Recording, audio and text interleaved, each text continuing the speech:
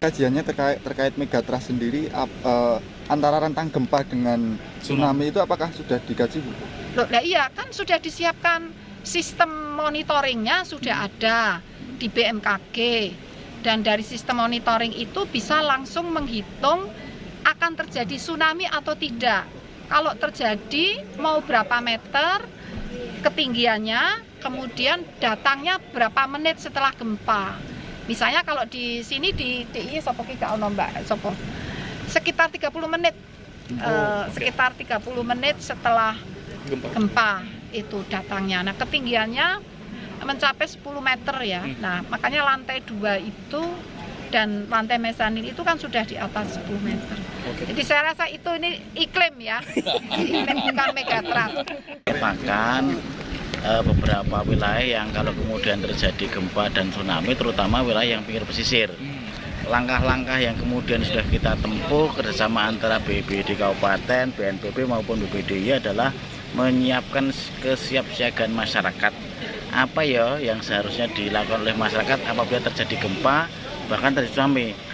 Jalur-jalur evakuasi ini kita tambah, termasuk tempat-tempat baik untuk tempat evakuasi sementara maupun tempat evakuasi akhir. Sehingga kemudian masyarakat sekitar andaikan terjadi itu sudah tahu jalurnya itu seperti mana, tempatnya untuk berlindung di mana. Ini sudah kita latih dalam bentuk gladi.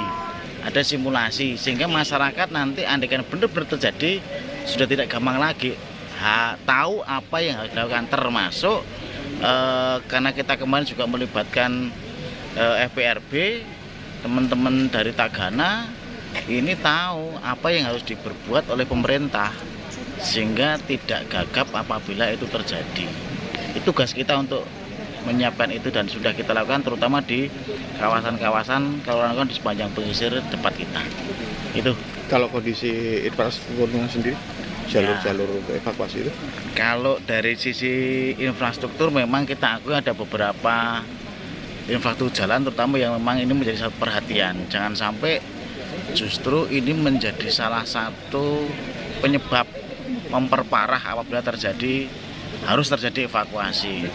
Beberapa wilayah memang harus kita akui infrastruktur seperti ada di wilayah Galur, karena memang kita dilematis juga. Satu sisi wilayah itu sangat diperlukan untuk evakuasi apabila terjadi bencana, terus kemudian mobilitas ekonomi, tapi di satu sisi wilayah itu digunakan sebagai infrastruktur jalan tambang.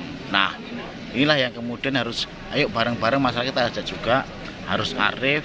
Mungkin ini kita bisa berharap tonase andaikan kemudian menggunakan jalan itu harus dibatasi. Kalau nggak dibatasi ya kita bohong kayak apapun ya tetap rusak.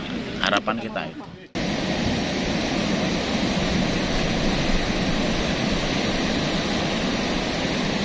Juga atasan di sepanjang pantai belakang untuk segera tempat evakuasi sementara. Saya kira tsunami.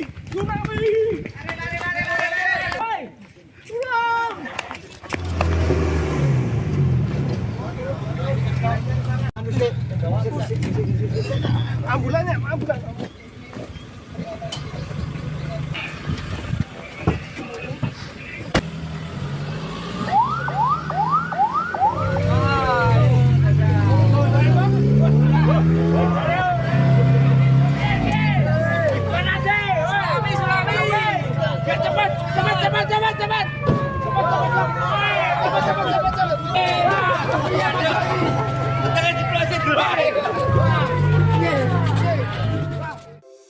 Di antara banyak sumber informasi, kami layak dipercaya.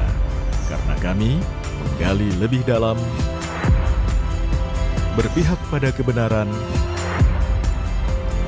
berpegang pada data dan fakta, agar layak Anda jadikan referensi. Kompas TV, independen, terpercaya.